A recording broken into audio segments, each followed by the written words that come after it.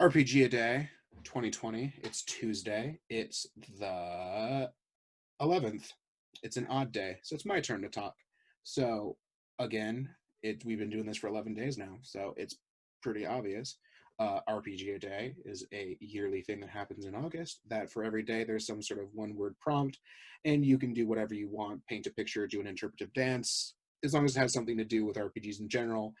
The format of our channel, and because we're not very artistic ourselves, we just do talking points. So today's Yeah. little prompt is stack. So what we were just basically, this is going to be a really quick one, or it could devolve into an hour-long discussion. I don't know. Which is, what RPG do you have the biggest stack of books for? Or maybe I'll even expand it. What RPG have you had the biggest stack of books, and how big was your stack? How expensive was your stack?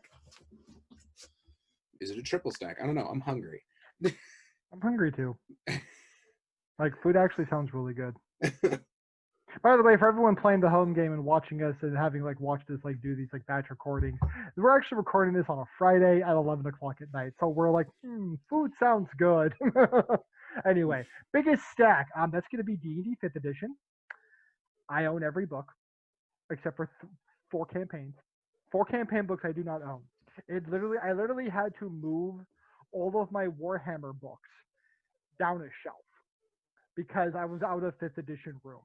And for 5th edition, I am also counting third-party 5th edition books that I do own, like the Call of Cthulhu, like the Cthulhu Mythos ones, because they're still 5th edition. Like they use the same rule set, everything like that. I'm not gonna separate them out. So, but I own every D&D book for 5th edition that's come out, from the Player's Handbook all the way down to Theros, which is the most recent one. I get Icewind Dale literally in 8, 9, 10, 11, 12, 13, 14, 15. So in about a month and 8 days. Yeah, I asked for December that 15th. I gave that as a birthday idea for me because it comes out in September. Yeah, I was just like, I'm just gonna order it, and then I've got it ordered, and I'll go pick it up, and I'm excited for it, and it'll be great. But that's my biggest stack because that also includes all the accessories for it. So most expensive D&D 5th edition. Every single one of those books is $50. Yeah, true. That's, There's no let's see, thin ones.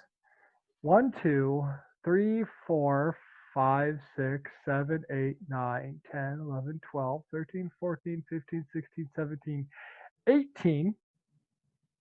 18 books. And then all the card packs, the folio for my character sheets, 3 of the special DM screens. See, I only have one of the special DM screens, and that's just because I have the collector's core set. Well, I picked up Storm King's Thunder, Curse of Strahd, and Descent into Avernus for the specialty ones, because now that you guys are in hell, if you ever get back to playing in person, I need that for all the infernal machines and all the weird stuff they do when you guys start playing Mad Max Fury Road in Avernus. Yes, you guys need to play Mad Max Fury Road. I know. Heidi's going to be excited. But other than that, yeah, that's my biggest stack. So for my big stack, it's hard to tell because I have to actually break my stack up, because that middle shelf is actually bowed ever so slightly because I used to have all of my books on it. So it's hard to tell that that shelf with books on it, there's that one with books on it. The very bottom shelf you can't see past Bobo. Is completely side to side, I believe, with role-playing game books.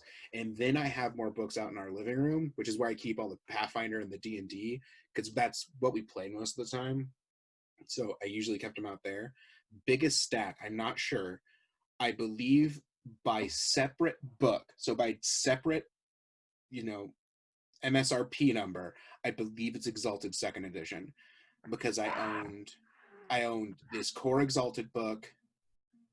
I own every single. You were only missing 2 books. I owned all the hardcover books, and which I think was 6 or something hardcover books, and they were doing a lot of really thin paper-bound books. I think I owned something like 18 of those, and I don't think I owned all of them. By the end of it, you were only missing 2 before they stopped producing the stuff because you just could not find those 2. And you tried. You really tried. I remember those days. The last one I bought was Dragon Blooded. I was able to actually find a Dragon Blooded book. The Yeah. next largest set of books I own is Pathfinder First Edition, Yeah. because that's the game I went to after 3.5. I went to Pathfinder and I bought Everybody did. almost every core book. Weirdly, I don't own any of the monster manuals. I always have those as PDFs, and that's what I always used them as. And I owned a lot of the weird supplemental stuff. I think that's my next biggest set. Most expensive probably still goes to Exalted. Actually, no, definitely Exalted, because it's hard to tell, but that bright white one, right? Let me line my finger up with it. Boop, right there. That probably cost me like $120, because that's the leather bound Exalted Third Edition deluxe book, which is like gold leaf bound and crap. It's gorgeous. Definitely probably played the most of that, or spent the most money on that game. I have a bunch of weird, crazy junk because I kind of started collecting RPG books. I haven't played. I'd be so depressed, Ted, if I looked at all these games and just went like, have I played this or have I not? It Yeah, would be don't do that. depressing. Don't do that. It would be depressing. And I keep wanting to buy more. Like, I want the L5R books, knowing I'd probably never run it, just because I kind of like having them. It's just a Oh weird no, like collection. I will tell you now, if say we wanted to actually pick up like the Fantasy Flight Genesis system and start picking up some of the stuff, because like when they finally come out, if they finally ever do the Twilight Imperium setting, I want to play that. That'd be fun. I would run that game. That'd be fun. That'd be political. Mhm. Like playing a political intrigue sci-fi game would be fun. If we do that with L5R, fuck yeah, I'll do it. Like I'll just have to catch up on like what the new setting stories are, and since they put them out for free, that won't be too hard to do. Yeah, other than the only stories they don't put out for L5R are their like physical novels that they've been putting out.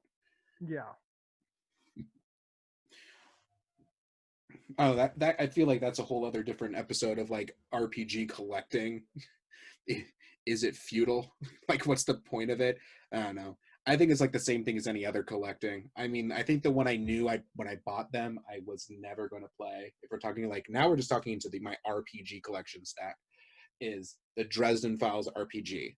Whew. We together played it once at a convention, and that was it. It was very entertaining. I know we weren't playing it correctly. It was more for just like the fun It of the was fun. game, but the setting of how the book exists canonically in the Dresden Files universe, I find hilarious, because I've read almost all of the books. I actually need to catch up on them, like reread the old ones to catch up with the new ones, because the newest one is coming out and he's almost done with the series.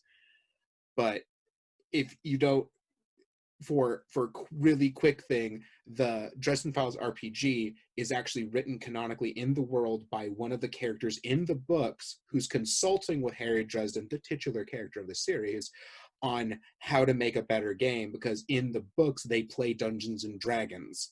And so in the book, I do in the remember that. margins, there's written notes and stuff's blacked out and highlighted. There's actually a short story written by Jim Butcher that's only in the RPG book. It's the only place you can find this specific short story of, basically it's Harry training a bunch of I don't remember what they're called. They're wizards that have swords. I don't remember what they're called. Protectors or something like that. But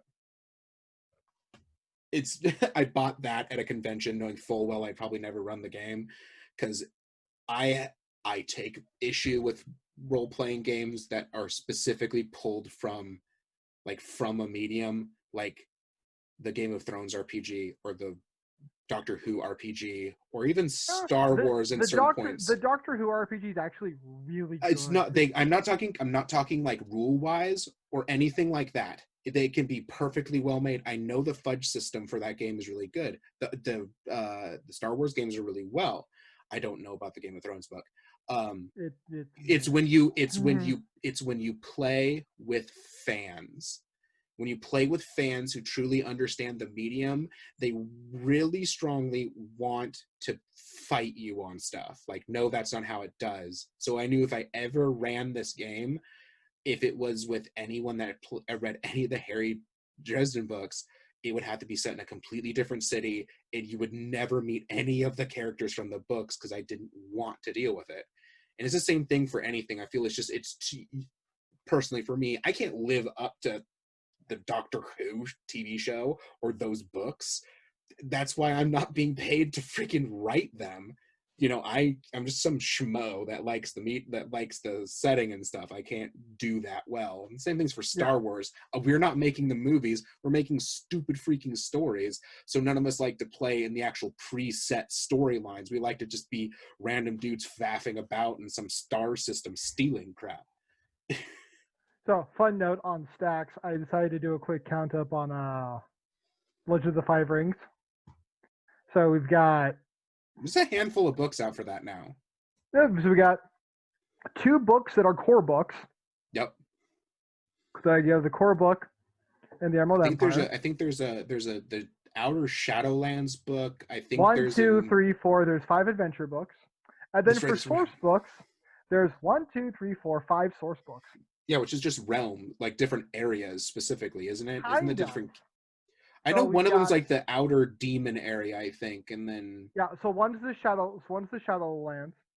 One is a book about warfare in Rokugan. So it talks about like the Lions Clan perspective kind of thing. It also introduces the Badger Clan. Path of Waves introduces the Mantis Clan. No, it introduces Ronin and Gaijin characters, and talks about the Forgotten Heart of stuff, which is pretty cool. Courts of Stone is the intrigue and betrayal, so it's the political. It's kind of like inside the political castles and everything like that, and introduces a bit more of the Crane clan.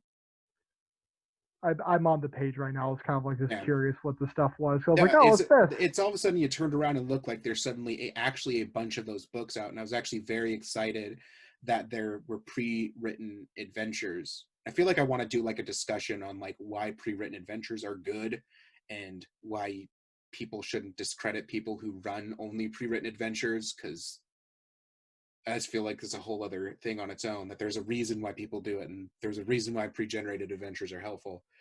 Yeah, they're amazing. They help. They literally will help. Like, if you do not have the time or energy to run a game or play a game, like to like create your own thing, a pre-made adventure is how you're able to still have fun with people, do the kind of thing, and you can still make the story your own. It's not it doesn't do any issues. You can still make it your own. Oh, I've seen threads and stuff when people kind of discredit, like, oh, you only run pre-gens and stuff. It's a whole man. That's a whole other. That's a different series video. But this one, I think we've run out of stuff to talk about for stack. We kind of have. It was like it's stack. It's not. This is going to be a quick one. Like I said, we're going to ramble. This one, it's kind of fine if we do for a bit. These videos are, I think the longest is only 15 minutes. But we will see you tomorrow on, I believe it's Wednesday. Yep. Wednesday, where it will be, the prompt is going to be message. So remember, you guys can do all the YouTube stuff, including ringing the bell. And you can check out all our socials. They're all at the end. You can follow us on social media. Ours have always been down here at the bottom, underneath us respectively. I didn't swap our Twitter feeds for no reason. So until then, we will see you tomorrow. We will. Your pause. Like, I was waiting for you to say bye. Oh, it's fine. Bye, everybody. Bye.